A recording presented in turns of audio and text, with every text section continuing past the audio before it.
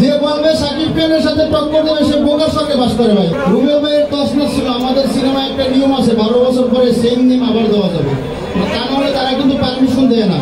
আর রুবেল ভাইয়ের তসনস থেকে প্রেরিত হয়ে আমি তসনস নতুন রূপের তসনস বানাইতেছি। ধন্যবাদ রুবেল ভাইয়াকে যে এত সুন্দর একটা নাম। আমি তসনস নিজে সিনেমা হলে গিয়ে দেখেছি। আমি বারবার বলছি ভাই আমি একজন সাকিবিয়ান, সাকিব ভাই আমার গর্ব, সাকিব ভাই আমার প্রেরণা। আমি কখনো সাকিব ভাইয়ের সাথে টক্কর দেওয়ার মতো কোনো সময় আমি চেষ্টাও করি না। আর যে বলবে সাকিব খানের সাথে টক্কর দেবে সে বোকার সঙ্গে বাস করে ভাই। এমন প্রশ্ন করেন কেন ভাই আপনার বলেন? আমি যখন ডার্ক কল রিলিজ দিয়েছি তখনও বলছি ভাই সাকিব খান 26 বছর কষ্ট করে ক্যারিয়ার করছে, তো সাকিব খানের প্রশ্ন না করাই ভালো আমি মনে করি, কারণ আমি নিজেও একজন সাকিবিয়ান। আমি যখন প্রথম সিনেমা রিলিজ দিয়েছি তখনও বলছি আমি একজন সাকিবিয়ান।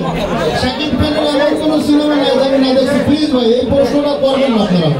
52টা সপ্তাহ আপনার সাকিবের ছবি 4টা 5টা 6টা রিলিজ হয়, বাকি সপ্তাহগুলি কাউকে না কাউকে নায়ক হিসাবে সেখানে দাঁড়াতেই হয়। সুতরাং কেউ কারোর প্রতিদ্বন্দ্বী নয়। আমরা একটি ক্রান্তিকাল বের হচ্ছি, আমাদেরকে সবাইকে মিলেই এই চলচ্চিত্রকে এগিয়ে নিয়ে যেতে হবে, দর্শক ফেরাতে হবে।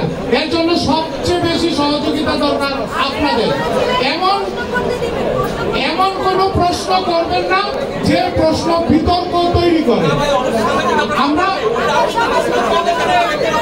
সেটাই আমরা অনুরোধ জানাচ্ছি যে এমন কোন প্রশ্ন করবেন না যেটা করে যে আমরা বিব্রত হই। আপনারা